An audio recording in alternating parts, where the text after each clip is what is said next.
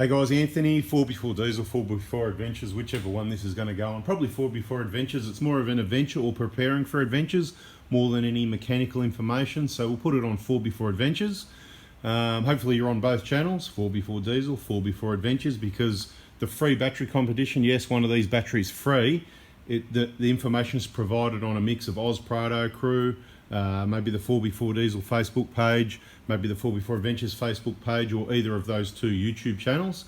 This one is mod number 26. I've called it Power Up. Power Up. So basically the charging system. So we'll get in a bit more closely and have a look. You can see there's been a little bit of work going on over here around the accessory battery since probably last time you saw it in any videos or any photos. Okay, so that's, should I say that's about finished? No, it's not quite finished yet. There's going to be a few more things to go on, so I'll just quickly run you through what's going on here. So we've made up a bracket that goes across the whole top of the battery in case we want to add any more MIDI fuses. We're only using 2 at the moment. I'd love to use the third one. That would be, the next one's going to be power into the front of the vehicle. So we're sort of keeping it all separate. The electrical side, wiring up a vehicle, is an absolutely massive job. And I'm telling you, you could probably spend a week doing it. If you were to take all the time and care to route the wires and take all the care, you know, doing everything perfectly because you're really fussy, it's very, very time consuming. I'm telling you, you just would not believe it. So on one hand, you're getting ripped off some of the prices you're paying because there's a lot of people paying a high price for a crap job, but then there's other people that are going to the right places, and if, you know, he can't do everyone's, but he is way too cheap for the amount of time he puts in, so you really need to look after him. And some people watching this video know who I'm talking about, and if you get your electrical done with the best, mate, I suggest you bring a carload of Coronas when you pick it up, because I promise you, my belief is he is way too cheap for the time he puts in and what he does. He can't keep doing this, so please look after him and make sure that what he's trying to be nice, you know, not charging you too much, because I can tell you the time he's spending on the vehicles is ridiculous, okay? And to give you an example, I'm not even going to tell you how many hours to wire up to mount. We've got the REDARC, I'm going to show you in a minute, in behind here, the SBI 12. We'll go into that detail why we've chosen that maybe in another video. This is more about what the mod is for the battery competition, so we'll try and keep it short. Okay, so we've got a Kaon, we call it Power Up, or the charging system, whatever you want to call it, mod number 26. It's basically the Kaon, the old Kaon DC charger bracket in behind the front has been slightly modified so that you can mount a REDARC SBI 12, because some people wanted that reliability to be able to jump start, be able to manually connect the 2 batteries together, blah, blah, blah, and I'm one of those people. If you've watched our older videos on both channels, you'll see with the projector DC charger, I wasn't excited. We had situations with the cranking battery getting drained a couple of times, was inconsistent, there was crazy things going on. I just like simple, reliable things. And also we saw the charging voltage drop down pretty quickly to around 13.5 volts, where the alternator on this vehicle stays around 13.8, maybe 13.7 most of the time. It's ECU controlled, I believe. I don't know that much about it, so I could be wrong. But when the battery's low, it'll ramp up. When the batteries are high, it backs off, so less amps and all that sort of thing. But the voltage stays around about there as a minimum. It's very consistent is what I've got to say. So the mod is, we've got to put a value on it as well. Let's get in and have a closer look at this bracket. Just in case you missed it, we'll take a couple of step backs, okay? So mod number 22 was the storage system and the fridges at a value for the competition of $5,000. So all these prices aren't necessarily accurate to the dollar or the nearest 10 or even the nearest 100, depending on their value. That one I've rounded, and of course the next ones I will as well. So tape off the reflection at 23 was at a nil cost. 24 was the ARB compressor with the Kaon bracket at a value of 500. 25 was the ARB, the compressor cap. I put a value of 0 because it's small things. You just order that when you order your other stuff, and it's like, you know, 20, 30 bucks, whatever, right? So I'm putting 0 for the competition. Number 25, 0. And number 26, this Power Up, is at a value of $300. So of course it doesn't include labor and the time, but I'm just putting a value on it for the value of the exercise. Now, this cover, we've left all the clips out so that we can get in there and show you a bit more detail, and we're still working on it, obviously. So this is the DC charger bracket you've seen before. Normally the DC charger is mounted on here. Let's get in and have a closer look. Okay, so there it is, just down just there. Okay, that's your traditional REDARC SBI 12 VSR, voltage sensitive relay. You can see it's mounted on the side of the bracket. You can still fit your DC-DC charger in. I believe that was the design. So this is a new design. You won't find it on Kaon's website at the moment. Who's Kaon? You know this one, right? You won't find it there at the moment, but I think you'll find it there shortly because this is a prototype, okay? You can see they've added a little bit more material on the side here and some holes for the people that actually want that backup, because with your DC-DC charger, if for whatever reason the lights are left on the radio and this battery gets flattened, or if this battery, you go up the Tanami and it goes to pieces because it's just a lead acid battery, you know, it's new, we don't want to change it yet, but if it lets us down, we've got no way of using this battery other than a set of jump leads. But with this unit, I'm not sure if people are aware, I'll quickly go into the fact that it's got this little blue connect wire here that we haven't connected yet, right? So that's the next step. But basically what happens is the directions, or a lot of people will wire that up. They'll go to the trouble of running a wire from that all the way around into the vehicle, more wires everywhere. And when you're in the vehicle, if for whatever reason this battery is not starting the car, you can press the button and it's a momentary switch. It only connects while you're holding the button, right? So if that battery's not starting the vehicle, you can press that button and it'll connect here at this relay. It basically connects the two together, and this one, as long as it's got some power in it still, will start the engine.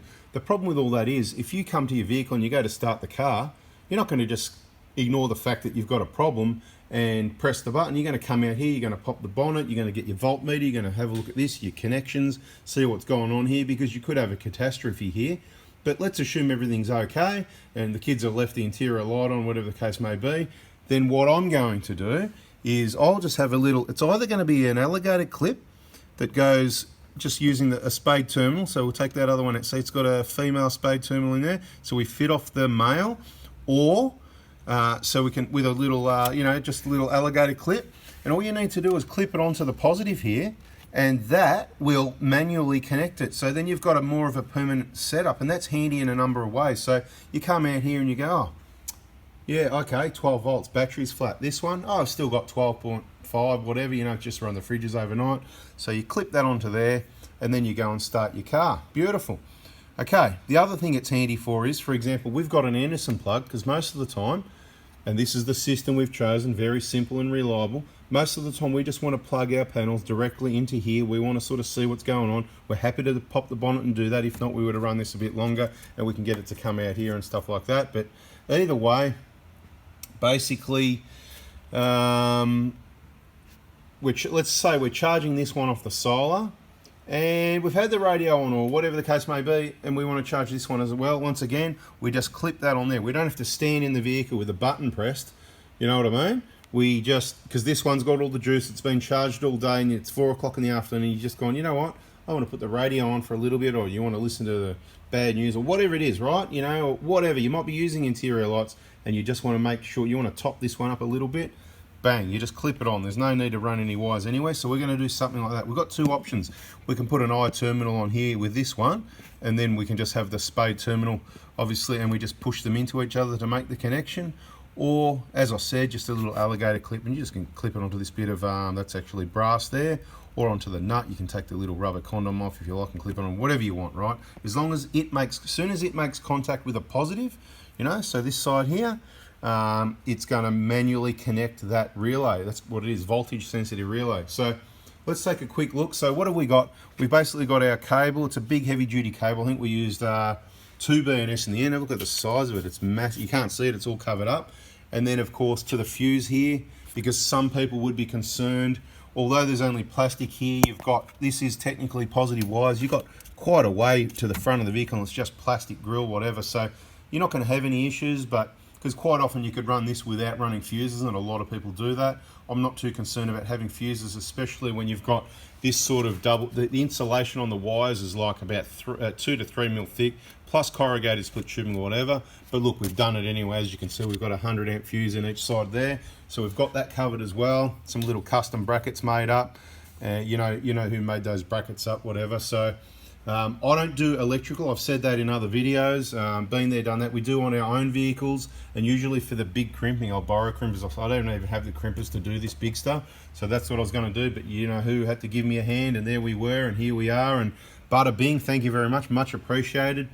But so we've got the fuse there. Obviously that ran in there, we didn't have to make any modifications there whatsoever. That was already cut out for this one. It just sort of slipped in underneath, so that's beautiful.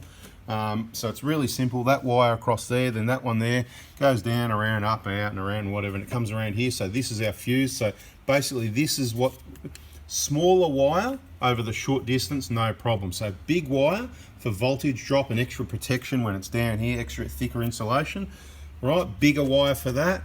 Short distance, smaller wire, I'm happy with that. Easier to maneuver around, looks better instead of having this massive big, right? So 100 amp fuse there, that's charging. This one is the one that goes out to through our 30 amp fuse. That wire there, that goes to the back of the vehicle, okay? You can see we've got an Anderson plug there. Simple system. I've used some nice heavy wires because I want to be able to manhandle it, plugging in and off many times. So the other ends, we've got, because you've got to be careful when you're using smaller wires like this. A lot of the solar panels even come with smaller wires, and that, in my opinion, they need to go heavier. This should be the minimum, even bigger, not this big, but you need to be careful with those wires, because the wires plugging in and unplugging is what's going to do the damage in the end, and of course the weather, the rain and that sort of thing. See, lots of adventure touring information included in this video. So you can see we've got that underneath, so it's nice and neat. No fuses, believe it or not. When you shut the bonnet, this wire here sits perfectly between, you know, the stop goes there and you've got a rubber seal from there, so that works beautifully. It can just sit there the whole time. If we're not using it and I want to tuck it away, obviously I can just lift it up and tuck it there, whatever, out of the way. But at the moment, I'm quite happy with that sitting there on top of that plastic trim that's sitting there at the moment. So the last few things we've got to do on the electrical side. So this is mod number, what did I say? I'm losing track of my mod numbers. Mod number 26, power up. So that was, you can just say it's the Kaon bracket with the REDARC SBI 12 right there. That's the mod, power up, and just mention those two items when you answer the question to win the battery competition. And you can, if you want, you can add on and the Anderson plug, whatever. It doesn't really matter. If you don't add that in, we're not going to say you're wrong. We've just trimmed off what's left of these caps there to cap those off, so that's good. Not too worried about these. Happy days. I would have liked to have a little bit more stud there, but that's nice and tight, and the nylock did make contact at the bottom, so it's got about one turn of nylon as well as being nice and tight. But whatever you do, don't over tighten these. They're just lead. You'll pull the studs out. It's a matter of being nicely tight but not too tight. So here obviously we've just got our Anderson plug directly, and this is our earth that comes around here, goes back around nice neatly underneath across to that point there, right? So, of which I said in another video, we've talked about that already. Some people don't like rubbing paint off. I personally like to just take a tiny little bit off. It's underneath that strap there. It's that tight, nothing's getting underneath anywhere. There's not going to be any rust, corrosion, whatever, but you can keep your eye on it. Quality Toyota materials. Been there, done that before, not a problem, happy days. We already talked about this is the compressor wiring coming through, and it goes across. The wires can run in front here, tucked under, zip tied underneath there. You can see the one for the SBI that we've run come up. You can see it right there, come up in behind here. A couple of zip ties holding it all in behind here, and it just comes out. Well, it doesn't even come out up here. It comes out down lower. You might be able to see somewhere down there, and it just curls around and comes up onto this point here. Happy days. That's that mod, guys. Thanks for watching. Hopefully I didn't take too long to explain that one to you, but just throwing all that extra information. So the next step, and it may be 27, so don't make assumptions, could be we've got the USBs there from Air On Board. We just got them off eBay, 38 bucks each. We've got 3 of those little single USB points, and I had another one there, a double one with a voltmeter. We'll get that in the next video, but I would love to use this for neat and tidiness. But as far as I know, with these MIDI fuses, the smallest you can go is about a 23 or 30 amp fuse, and I'd rather have a maximum. I always like to go lower in a lot of cases, a lot lower, and then if it blows I'll go higher if needed to. But in this one I would have liked to put a 5 or a 10 maximum. So I haven't decided whether I'm just going to chuck a 30 in there and go bugger it, whatever, or whether I'm going to run, I've got another little fuse, but it's just going to get, you know, look, it's getting busy here. It's not bad. We've only got 3 wires into there, that there, and you know, your earth strap and your Anderson plug, but it's starting to get busy there. Anything, you know, I would have, you know what I mean? You think you're with me? Would have liked to keep it neat and just use this one, and like we've got space for others, but no future plan. So power to the front of the vehicle for USBs for charging iPads, phones, and all that sort of thing. That gets us power in the vehicle. We've got the power to the back already. That was in previous modifications. We've got our charging system to plug our solar panels in. We've got our charger at the back as well. We've got our SBI 12 here, which we believe is going to charge this battery sufficiently, but there's only one way to find out. So people can talk is cheap. That's why we do what we say what we do, and we do what we say, and we say what we do. And the last vehicle, very happy with the battery. We know the fridge has absolutely sucked the juice, so we need to have the ultimate charging system. We weren't happy with the projector. If this doesn't work out with the SBI, we've got space there to put that REDARC 1225 or 1250, whatever we decide to go for, if we go for something. So shortly, keep an eye on the Kaon website. You might see these. I don't know if they're going to call it Mark 2, 3, 4, but like I said, not out yet. I'll put this video out pretty soon so that it's accurate and up to date. Keep an eye on their website.